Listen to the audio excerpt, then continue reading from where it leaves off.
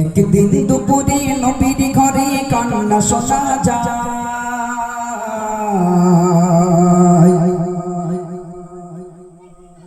একদিন দুপুরে নবীর ঘরে কান্না শোনা যায়। একদিন দুপুরে নবীর ঘরে কান্না শোনা যায়। আম্মা খাদিজা কাঁদছে কেন পড়িয়া সেজদায়। আম্মা খাদিজা কাঁদছে কেন পড়িয়া সেজদায়। একদিন দুপুরে নবীর ঘরে কান্না শোনা যায়। একদিন দুপুরে নবীর ঘরে কান্না শোনা যায়। আম্মা খাদিজা কাঁদছে কেন পড়িয়া সেজদায়। আম্মা খাদিজা কাঁদছে কেন পড়িয়া সেজদায়। মা ফাতেমা ছুটে ছুটে নবীর দাঁড়িয়ে যায়।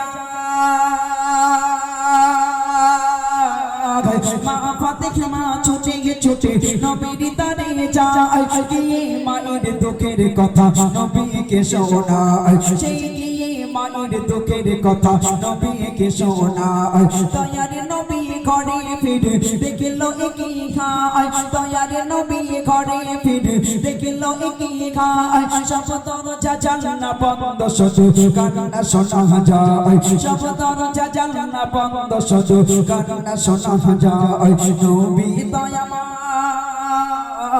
নবী দয়াময় ভেবে না পায় কি কারণে খায়। নবী দয়াময় ভেবে না পায় কি কারণে খায়। আম্মা খাদিজা কাঁদছে কেন পড়িয়া সেজদায়।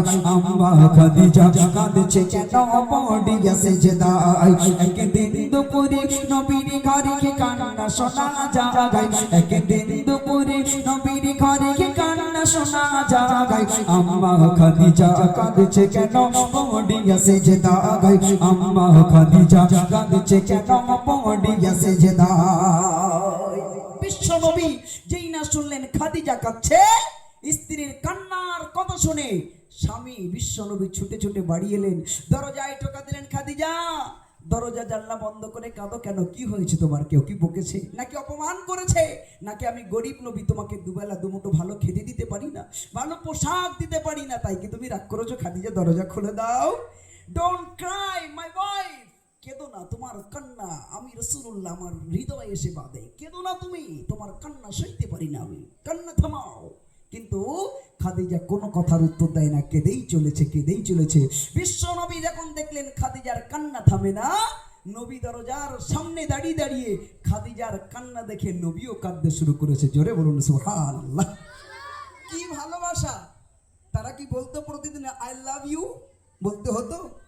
এই এখন কত ভালোবাসা! ও বাবা, প্রথম প্রথম বিয়ে হয়ে কত ডে, আজ রোজ ডে, কাল প্রপোজ ডে, আজ হাগ ডে, এ ডে সে ডে, দুদিন পরে বলছি তুই আমার ছড়িয়ে দে, তোর আর ভালো লাগে না, ব্রেকআপ।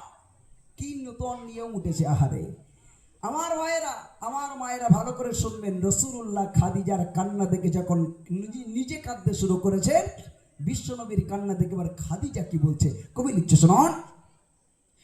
দয়ার নবী বলল এবার ওগো খাদিজা, দয়ার নবী বলল এবার ওগো খাদিজা, দোহাই তোমার তুমি এবার খুলে দাও দরজা, দোহাই তোমার তুমি এবার খুলে দাও দরজা। ভিতর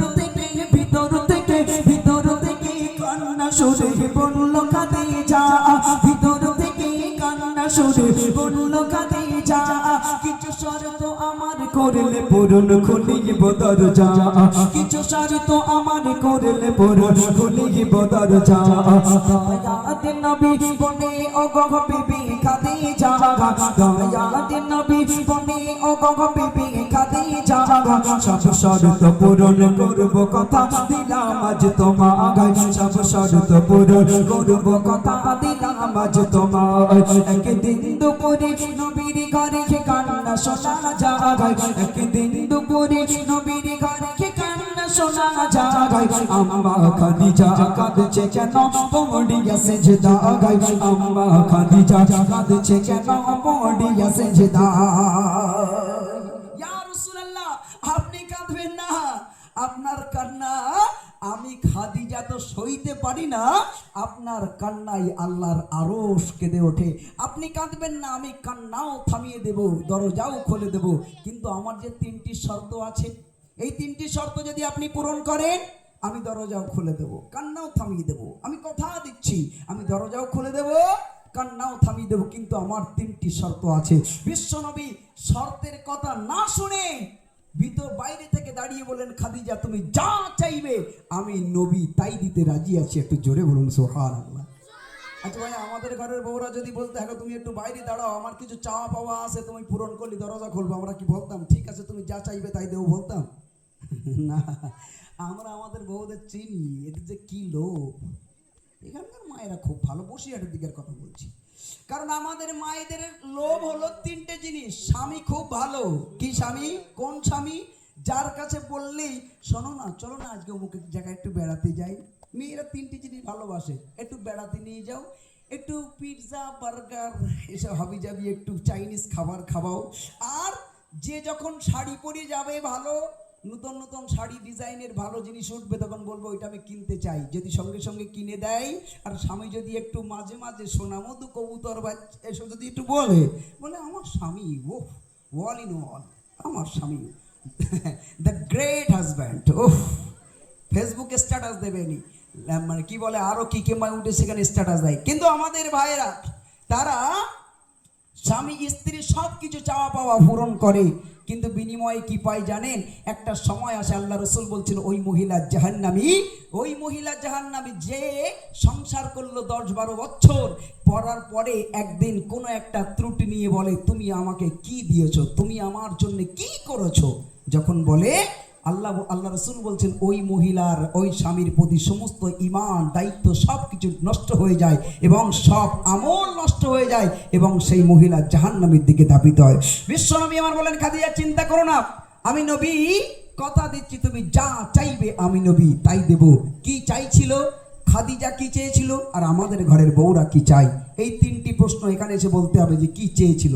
ঠিক আছে, মন দিয়ে শোনো, কবি লিখছেন, প্রথম সাজিত হলো আমি মরিব যখন, ও নবী প্রথম সাজিত হলো আমি মরিব যখন, তোমার গায়ের জামা খাবে আমাদি কাফন, নবী তোমার গায়ের জামা খাবে আমাদি কাফন, প্রথম সাজিত হলো আমি মরিব যখন, নবী তোমার গায়ের জামা খাবে আমাদি কাফন, নবী তোমার গায়ের জামা খাবে আমাদি কাফন, যেই কবরে যেই কবরে যেই কবরে সবাই আমার করে খেপে দাফন, ওই কবর যেন পাই গো নবী তোমার দিবাদ, ওই কবর যেন পাই গো নবী তোমার দিবাদ, মুনিকাতিন নকির 3 নম্বর, মুনিকাতিন নকির আসবে যখন আমার কবরে, মুনিকাতিন নকির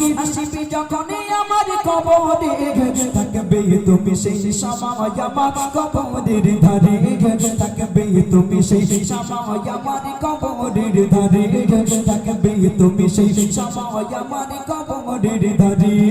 একদিন দুপুরে নবীর ঘরে কান্না শোনা যায়, একদিন দুপুরে নবীর ঘরে কান্না শোনা যায়, আম্মা খাদিজা কাঁদছে কেন পড়িয়া সেজদায়, আম্মা খাদিজা কাঁদছে কেন পড়িয়া সেজদায়।